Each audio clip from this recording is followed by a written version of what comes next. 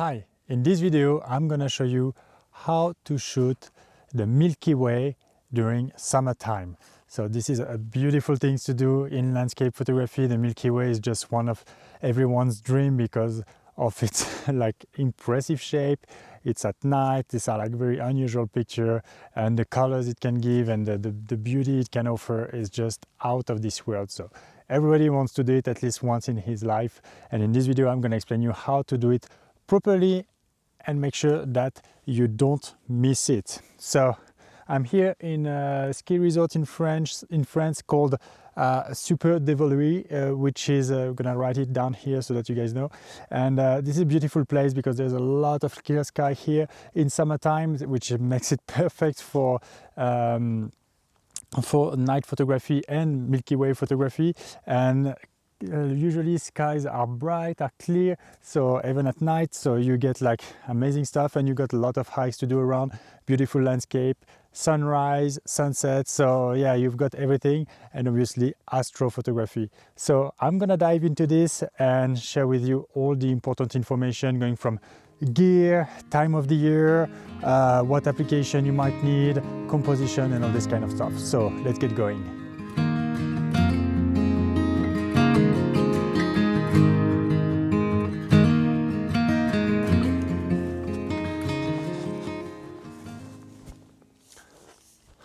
Alright, so I want to demystify a little bit the gear question about astrophotography, because it doesn't require high investments or anything like this. You can pretty much do it very easily. If you already have a camera and you just need to find the right lens, and if you're already into landscape, you probably have most of the stuff. So you basically need a camera, an adequate lens, and a tripod. So for the tripod, it can be sturdy or not. Usually you would go out and shoot astrophotography when the conditions are good and not too windy, so that not all the foreground might move, trees and so on. Or although it can create some artistic effect, but yeah, any tripod will do it basically. You can go for it.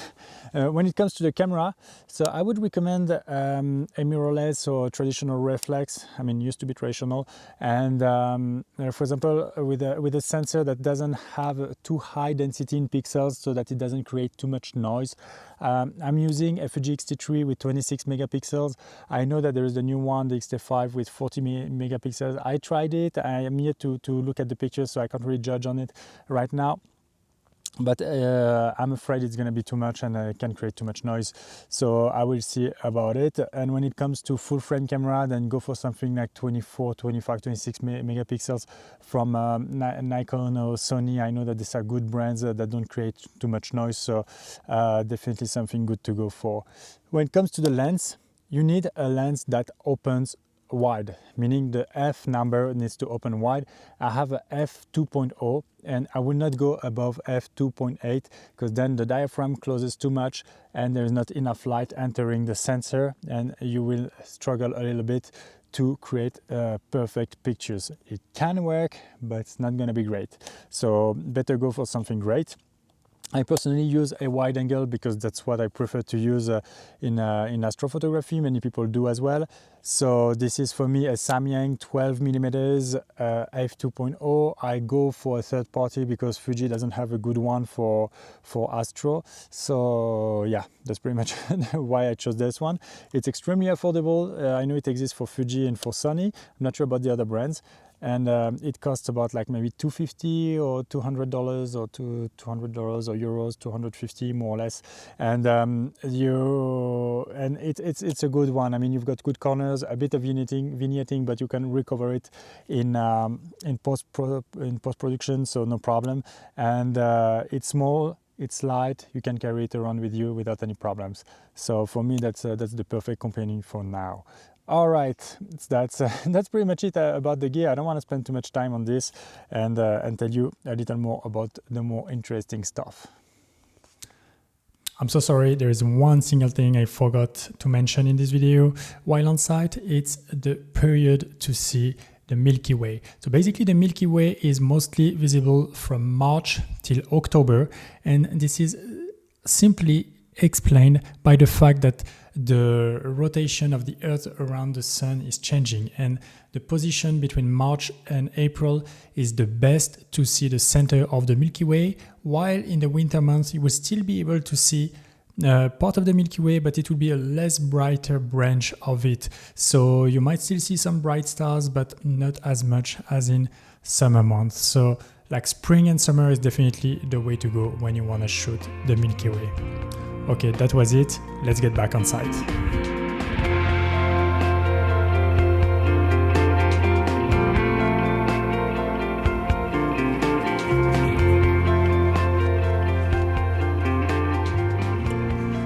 One of the most important things to do, if not the most important, when shooting the Milky Way is knowing where the Milky Way is.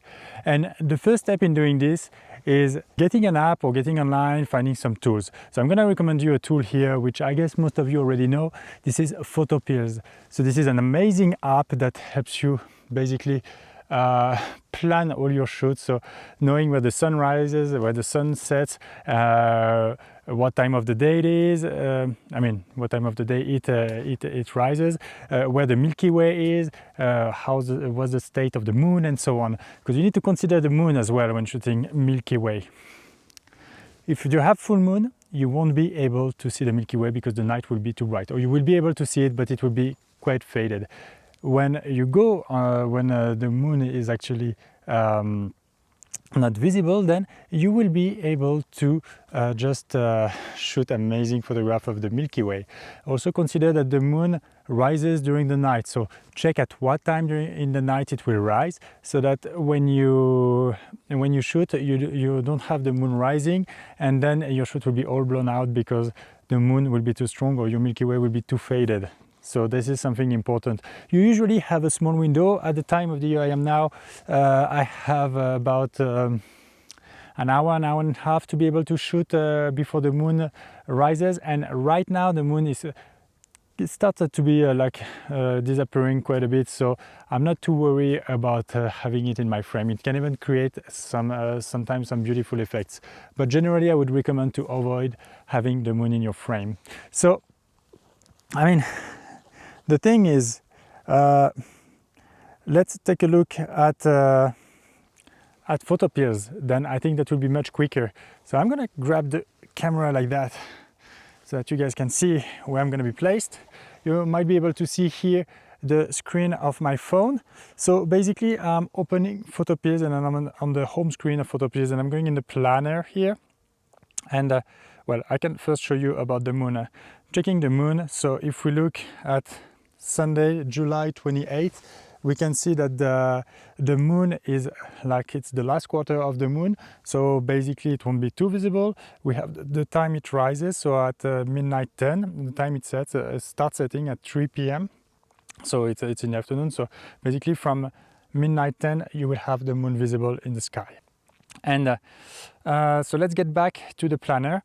We go to the planner and let's check the night AR then. And with the night AR, then you will be able to just plan your shoot as you want to. So you put it in front of your your subject where you would like to shoot, and you just turn around. So we're gonna check on the 28th. So July 28th and we see when it will appear where I want to be, because what you see in my phone screen is where I want to shoot tonight. And around 11, let's say from 10. And we can also see like when the night will be like, because the colors are fading as well, going from daylight to nighttime. And at nighttime it will be around 10:30, something like that. Yeah, 10:30. And so I would say around 11 p.m. we would have it, and then on. So we'll have some flexibility here to play with. And that's just really amazing. And we're gonna verify this in the evening, making sure that that Photopills is truly giving me the exact information. So now, I guess you saw now what I want to photograph at night, and that's gonna be pretty much what I have behind me. And I saw a few compositions. So I saw between here, those trees, most probably this tree here. I saw it already the other day because I passed through here. So this tree and that one. so that I can catch the Milky Way and the mountain in the background and create some depth in my composition. And that would be, I guess, the most fantastic thing. I've also seen, so I'm not sure I'm gonna have the time to walk until there, but I would have a shot probably around here as well, like with the trees. I'm not sure exactly what I will do, but I will try to do something around here. That's a spot. And since I love leading lines, and we've got the lock, or I'm not sure if it's lock, because it means cars can come here, but there is a road basically. It's not a tarred road, it's a dirt road, but there is a road. And if I show it to you here, like behind me, I guess if I place myself well enough, I could just have it as well and have the mountains and create like a leading line going through the Milky Way or something like that. I will imagine like placing myself around here and trying to catch something like that, and with the Milky Way, so that we'll have a shot like this, and you can imagine the Milky Way here. Since we saw that it arrives right on my back here, then we're gonna be fine. So yeah, I'm truly looking forward to this. I'm gonna come back at night and I will see if it works as I want to, and if it does all I want to. So I keep fingers crossed. I'm gonna charge my batteries and everything, and I'm gonna come back in the evening, and that's when we will see each other again. So speak to you in a bit. Ciao, ciao.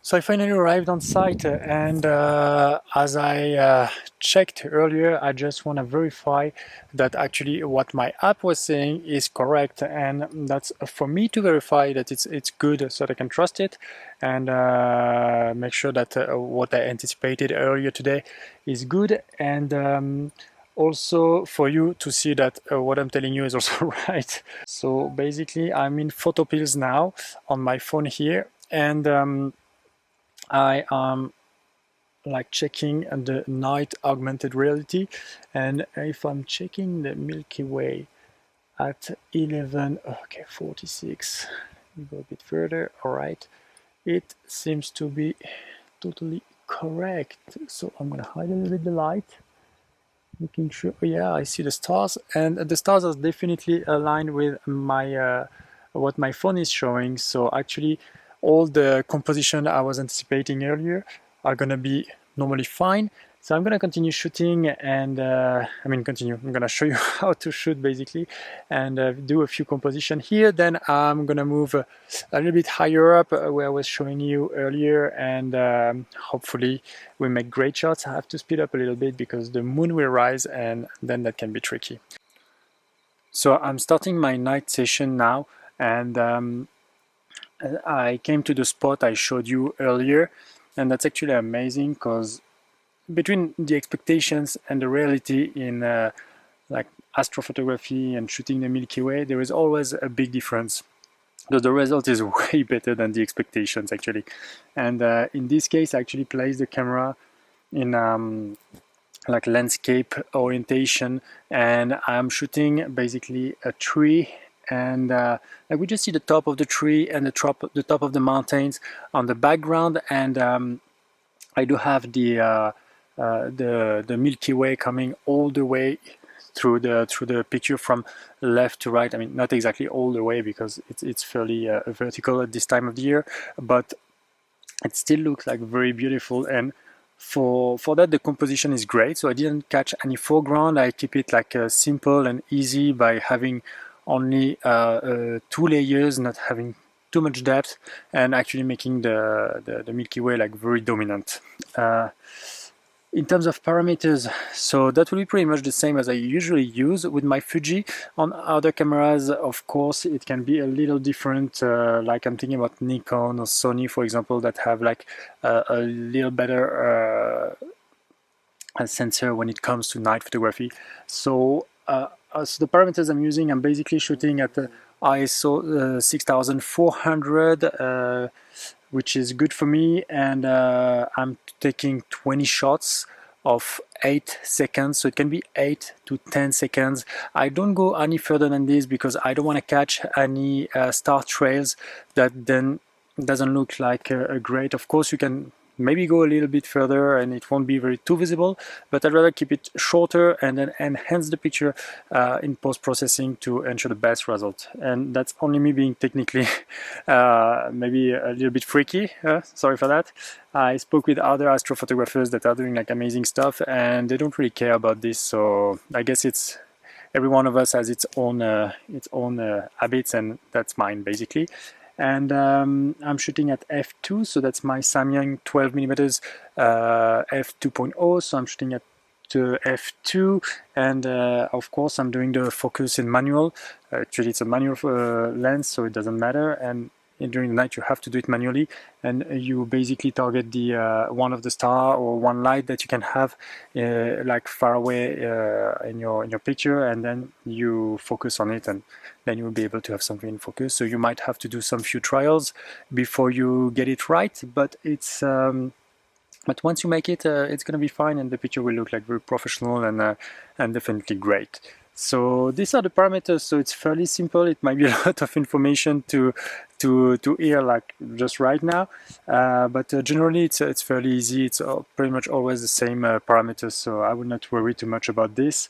And another thing is that I'm using the interval shooting here, meaning that I'm shooting 20 shots of 8 seconds with 1 second in between each shot. So I just launch it and the camera does everything by itself. It's very practical, so that I don't have to care too much about what's happening like in there. I just let it run, I don't move the camera, and I'm good. And I do pretty much the same when I have the foreground, but I'm gonna explain this a little bit later once I'm done with this shot. I'm gonna share this with you right now, and hopefully you like it.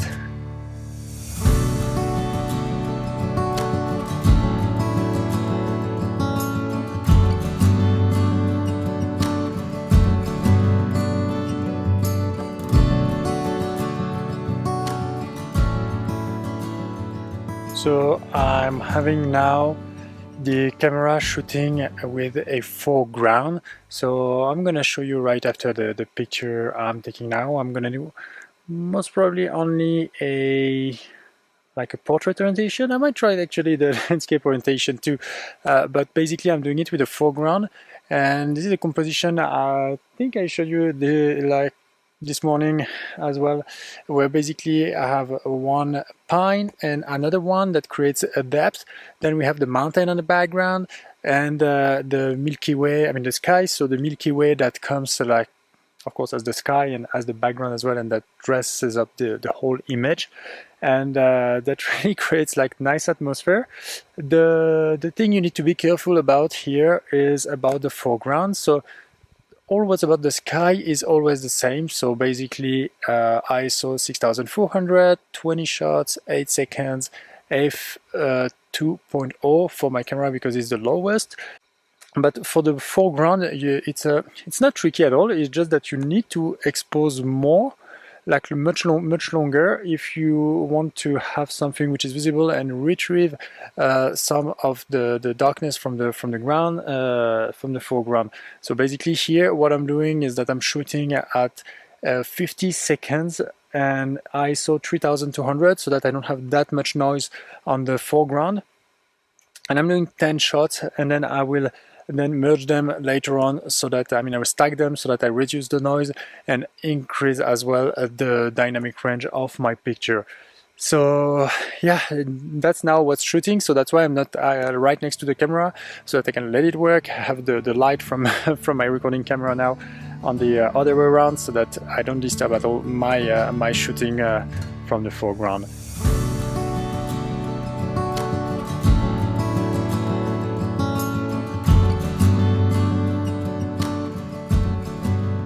So I finally did a shot in landscape orientation.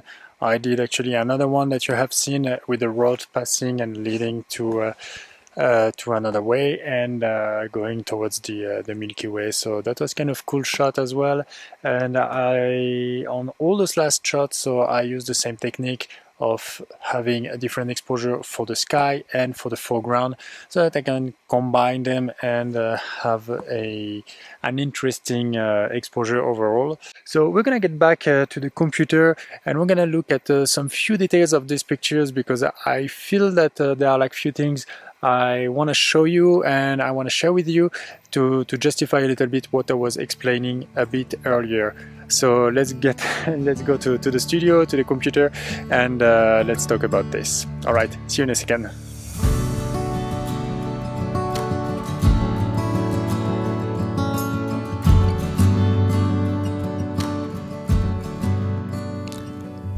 Alright, I'm back behind the computer, and I had time to process all the pictures I showed you earlier, and there is really one thing I wanted to share with you, which is the effect of shooting, or the difference between shooting the foreground and the sky, so that you can really see the result that you get. Because sometimes we're on site and we shoot like a longer shot, and we see on the camera that something is brighter and that it looks much nicer on the camera screen. The truth is that you should not rely on your screen, and you should not rely on this, because the moment, as I said earlier, that you shoot your the sky with more than 10, maybe 13 seconds, then you will start having star trails, and that's the last thing that you want. So let's go on the computer and take a look at this.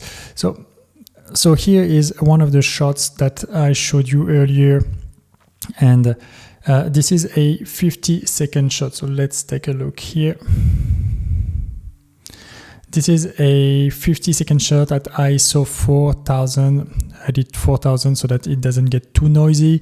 And if you really look closer to it, then you can clearly see that everything is moving in the sky, that they're like clearly star trails. And this is a little bit of an extreme example here, where you have like 50-second shot. But if you would go for 20 or 25 seconds, you will start seeing it. It will be basically twice, about like half the size of what we see here.